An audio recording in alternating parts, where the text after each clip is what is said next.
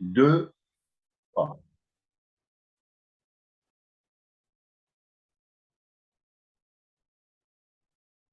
Nos pères dans la foi, bonsoir, lire les pères spirituellement. Alors, le premier point que nous allons aborder, c'est la dévotion envers nos pères dans la foi. Les églises orthodoxes et catholiques proposent chaque jour une série de saints que les chrétiens peuvent vénérer. D'une église à l'autre, les saints inscrits dans ces calendriers ne sont pas les mêmes, mais cette dévotion aux saints traverse bien tout le christianisme, hormis les communautés protestantes. Cette coutume est restée inscrite dans les mentalités des non-croyants, des non-pratiquants. Le calendrier civil indique encore le jour des saints. Mais les fresques des églises orthodoxes et les icônes accrochées au mur ou déposées sur les lutrins témoignent de l'importance de cette vie avec nos pères dans la foi. Lorsque nous rentrons dans une église, nous nous signons et allons vénérer les icônes, celles représentant la fête du jour et celles des saints que nous aimons plus particulièrement. C'est par eux que nous entrons dans l'expérience de la présence de Dieu. Quand nous rentrons dans l'église, c'est le sacrement de l'icône. C'est par le sacrement de l'icône que nous rentrons dans le royaume, qui s'ouvre alors devant nous, ici et maintenant. La statuaire catholique a le même sens, mais de façon plus faible. La statuaire n'est pas intégrée dans le rituel liturgique, à l'exception, depuis le Moyen-Âge, de statues de la Vierge qui font l'objet de pèlerinage. Les statues des grands saints, comme sainte Thérèse de Lisieux, sont aujourd'hui aussi l'objet de dévotions privées ou communautaires. Mais dans la mentalité catholique, c'est davantage en passant devant le tabernacle, où sont enfermées les hosties consacrées, que la présence de Dieu devient expérience. Les églises orthodoxes ont toutes par principe le même calendrier des saints, même si certains saints locaux ne sont mentionnés que dans leur région d'origine. Mais notons que peu à peu, l'Église russe, par exemple, mentionne de plus en plus de saints occidentaux du premier millénaire. Les livres liturgiques en français, utilisés par exemple au séminaire orthodoxe d'Épinay-sous-Senart, foisonnent de références aux saints occidentaux, en indiquant clairement les lieux où ils ont vécu. Nos paroisses francophones ont souvent la même attitude. Mettre nos pas dans les pas de nos pères, lire les textes qu'ils nous ont donnés. Il ne suffit pas, je crois, de développer une dévotion envers ces saints, de nous inspirer de leur histoire de vie, de les imiter. L'Église nous propose de lire leurs écrits et de mettre profondément nos pas dans les pas de nos pères, de prendre le chemin du cœur qu'ils ont emprunté en étant attentifs à leur expérience intérieure. Les pères n'écrivaient pas pour faire une œuvre littéraire, ils répondaient souvent à une commande. Un ami leur demandait quelque éclairage sur la vie spirituelle et ils tentent d'y répondre en nous livrant, à partir de leur expérience, ce qu'ils croyaient utile. Les écrits des pères ne sont pas des traités dogmatiques ou des traités d'ascèse, comme on en voit fleurir à l'époque moderne. Ce sont des écrits dans lesquels ils nous transmettent une expérience. Ils y font rarement usage de la première personne du singulier, mais l'expérience personnelle transparaît constamment. Ceci est vrai des écrits comme pour les apophthegmes, qui nous croquent de courts moments de vie. C'est aussi vrai dans les Kephalia, les petits chapitres rassemblés dans les centuries si fréquentes dans la Philokalie. C'est vrai aussi dans les commentaires allégoriques de l'écriture, où l'on sent, sous le texte, respirer l'expérience de l'auteur. Celui qui sait dépasser une première lecture un peu difficile, par exemple les écrits de Saint Grégoire de Nice, découvre l'expérience intérieure qu'il nous transmet. Notons qu'il fut l'un des premiers à nous en donner les clés. Il nous faut donc lire les textes de nos pères dans la foi. Un chrétien, je crois, ne peut s'en dispenser. Nous avons la chance d'avoir, à travers de multiples maisons d'édition, accès à une immense variété de textes qui vont de l'Antiquité chrétienne à nos jours, sous des formats allant de l'important volume que l'on met sur la table de nuit aux petits fascicules que l'on glisse dans son sac. Toutes les paroisses proposent souvent, à côté de la ciergerie, un petit ensemble de textes que chacun peut acheter. Sur de nombreuses icônes ou gravures, nous voyons les pères représentés, entourés de rouleaux de papier ou des écrits des anciens.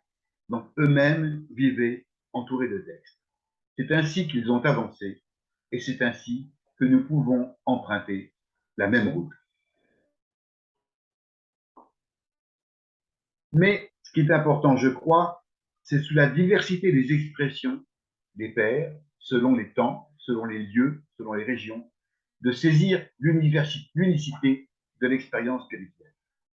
Les orthodoxes peuvent être plus sensibles à tel ou tel saint, à tel ensemble de saints comme les pères du désert, les pères cappadociens, les saints russes du 19e ou du 20e siècle, les moines du mont Athos du 20e siècle, saint Silouane, saint Sophronie. Les catholiques peuvent être, eux, plus familiers des saints Carmes, des saints bénédictins, des grands jésuites. Mais il est utile de prendre en compte, je crois, l'unicité de l'expérience spirituelle qui nous a été transmise de siècle en siècle et qui constitue la tradition spirituelle du christianisme. Cette unicité de l'expérience spirituelle transcende les portraits hagiographiques et les aléas de l'histoire. Le mot paradosis signifie littéralement, en grec ancien, ce qui doit être transmis. On peut noter avec sourire en grec moderne qu'il désigne simplement une livraison à domicile. Mais l'idée de transmission est donc gardée, elle est essentielle. Il nous faut nous baigner dans cet immense fleuve de l'expérience de nos pères, de l'Antiquité chrétienne à aujourd'hui. Toute volonté de ne prendre en compte que tel ou tel saint et ses émules, en s'accrochant à une école spirituelle, à un courant spirituel, à une spiritualité pour les moines, à une autre destinée à telle ou telle catégorie laïque, en ignorant l'unicité de la tradition spirituelle, est une erreur dont le catholicisme est aujourd'hui victime. Le père Louis Bouillet critiquait vivement les catholiques qui se définissaient comme appartenant à l'école bénédictine, au courant franciscain, à l'école d'Ignace de Loyola, etc., etc.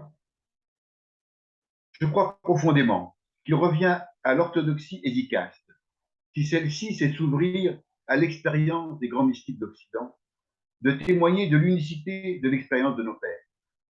Cette expérience multiséculaire de Dieu emprunte des vocabulaires, des modes littéraires, qui varient dans le temps et d'une région à l'autre, qui s'adaptent au cheminement intérieur de chacun, mais témoignent de l'unique expérience de Dieu.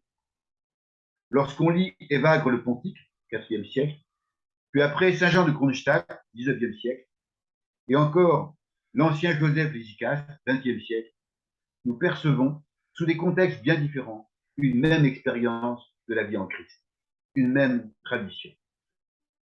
Lorsqu'on s'aventure dans la lecture des grands mystiques d'Occident, on perçoit également, avec des vocabulaires différents, le même souffle de l'esprit. Je ne citerai qu'un seul ouvrage parmi tant d'autres, Le nuage d'inconnaissance, texte anonyme anglais du XIVe siècle. En fait, il n'est pas très loin de la philosophie et des récents moines atoniques comme l'ancien Joseph Lésicaste et de ses disciples. La vie ascétique et mystique. Rappelons que le but de la vie chrétienne est de faire l'expérience de Dieu, de nous laisser progressivement habiter pleinement par l'Esprit. Ce terme de notre course, que la tradition appelle souvent perfection, mobilise toute notre vie. Ce long chemin nécessite de vivre en s'inscrivant dans les cycles de la vie liturgique que l'Église célèbre. Il nécessite aussi d'accepter le chemin de la vie ascétique et mystique, qu'au fil de son histoire, l'Église n'a cessé de rappeler en s'appuyant sur l'expérience des saints. Le mot ascétique fait peur aux modernes. Le mot mystique a provoqué depuis la fin du XVIIe siècle chez les chrétiens d'Occident un réflexe de recul. Mais ces deux mots ne devraient pas faire peur aux orthodoxes qui le préféreront certainement à la notion moderne de théologie morale. Il faut se réjouir de constater chez nos frères latins, dans certains cercles, un retour à la vie intérieure, à l'oraison, à la méditation. Il faut se réjouir aussi de l'intérêt d'un certain nombre d'orthodoxes pour la spiritualité philocalique. Hésicaste, dont la réédition progressive de la philocalie aux éditions Apostolia est un signe. Mais il faut constater que les paroisses orthodoxes font peu de place à la culture hésicaste, au chemin du cœur, et renvoient trop souvent ceux qui cherchent cette voie dans une grande solitude. Pour avancer dans cette voie, nous pouvons nous appuyer sur l'excellent livre du père Dumitru Staniloae, Théologie ascétique et mystique de l'Église orthodoxe, que vous voyez sur l'écran. Les catholiques qui écouteraient cette chronique pourraient se référer, eux, à l'introduction à la vie spirituelle du père Louis Bouillet, ou encore à Aimer comme Dieu aime, un essai de théologie spirituelle du père abbé de l'abbaye de Juémondy, publié au Seuil. Les orthodoxes désignent traditionnellement cette vie ascétique et mystique en parlant de la voie hésychaste, de la marche vers la tranquillité intérieure. Le mot grec, hésychia, est traduit par tranquillité ou par silence, silence intérieur. Le mot hésychasme désigne le terme, la tranquillité intérieure, acquise après de longues luttes. Mais il désigne aussi et surtout le chemin du cœur qui y mène. Cet intérêt pour l'hésychasme ne va pas de soi. Certains orthodoxes en Occident, au XXe siècle, ont eu tendance à opposer la voie liturgique et la voie hésychaste, comme si l'option, malheureusement, était de choisir entre tout est dans la liturgie ou tout est dans la prière intime, dans la prière de Jésus. Le père Boris Borinskoï et le métropolite Séraphin, dans plusieurs textes, réconcilient ces deux voies qui ne font profondément qu'une. Toute opposition entre ces deux voies est, osons l'écrire, non fidèle à la tradition. Nous devons être fidèles à la tradition liturgique et fidèles à la tradition hésychaste. Et ça ne fait qu'une seule tradition. En Occident, un débat similaire existe à propos de l'importance de l'oraison dans la vie chrétienne. Comment l'oraison se conjugue-t-elle avec la vie liturgique et la vie de charité? Dans cette voie vers l'expérience de Dieu dans le silence, vers la tranquillité intérieure, vers la quies, le repos en latin, vers l'union à Dieu qui est le but de notre vie, la lecture des pères occupe une place importante. Mais cette lecture n'est pas toujours facile. Quel texte choisir? Comment les lire? Quel savoir faut-il acquérir pour les comprendre? Quelle attitude profonde du cœur doit-on mobiliser pour les lire? Faut-il les lire seul ou en groupe? Comment lire ces pères? Après plus de 20 ans d'animation d'un groupe de lecture œcuménique des pères et des mystiques, il est sans doute possible de dégager quelques remarques sur la lecture des pères. C'est ce que je vais faire maintenant. Lire les pères et les mystiques occidentaux, le cœur ouvert à l'esprit. Faisons d'abord un détour. Lorsqu'on aborde pour la première fois l'un des livres de la Bible, il faut situer le texte dans l'histoire du peuple hébreu, saisir le genre littéraire, comprendre le vocabulaire, comprendre le texte. Mais très vite, cette lecture exégétique doit être dépassée par la saisie du message du texte. Que signifie ce texte de la Bible? Quelles leçons nous donne-t-il? On peut souvent percevoir un message dogmatique et moral, puis vient, si l'on ouvre son cœur à la prière, la lectio divina, la lecture profonde du texte qui laisse l'esprit faire irruption. Le texte prend alors pour nous un sens nouveau, un sens ascétique et mystique. Un dialogue avec Dieu s'entame. La parole de Dieu prend sa place. Elle éclaire alors notre vie au moment où nous sommes. La lecture des pères et des saints exige la même progression. Il faut mobiliser les connaissances nécessaires pour comprendre le texte et le plus rapidement possible lire le texte, le cœur ouvert à l'esprit. Les patrologues universitaires, sans d'ailleurs toujours être croyants, peuvent travailler à l'infini sur le texte et le contexte. Mais pour nous, il convient de passer vite à une lecture spirituelle du texte. Notons qu'un long débat sur la méditation a agité l'Occident chrétien. Faut-il dans la méditation passer beaucoup de temps à penser, à réfléchir? Quand faut-il laisser son cœur s'ouvrir à la présence de Dieu? Certains courants de méditation, au XVIIIe siècle notamment, craignaient cet abandon à Dieu et donnaient comme but à la prière, après la méditation discursive, la simple prise d'une résolution morale pour la journée qui s'ouvre. On peut avoir le même débat autour de la lecture des pères et des textes de tous les saints. Consacrer son temps à une lecture littéraire et savante du texte, dégager quelques leçons morales et ne pas laisser l'esprit souffler. Se contenter d'une lecture intellectuelle, morale, non mystique, non inspirée. Dans un ouvrage fort intéressant, intitulé Psychothérapie orthodoxe, la science thérapeutique des pères de l'Église, le métropolite de Naphaktos, Hierotéos, cite plusieurs fois l'archimandrite Sophronie, Saint Sophronie, et montre combien la théologie fondée sur la réflexion et celle fondée sur la prière sont profondément différentes. Le métropolite et Saint Séraphin et Saint Sophronie ne nient pas la théologie intellectuelle, mais la réduisent à une approche intellectuellement utilitaire. La théologie commence réellement avec la lecture des pères associée à la recherche du cœur profond, de l'expérience de Dieu. Le métropolite Hierotéos cite Saint Sophronie. Le théologien qui est un intellectuel construit son système comme un architecte construit un palais ou une église. Il est plus curieux de la symétrie de la logique de son édifice que de se confronter à l'ordre divin. Il ne parviendra jamais à la prière pure et à la vision de Dieu.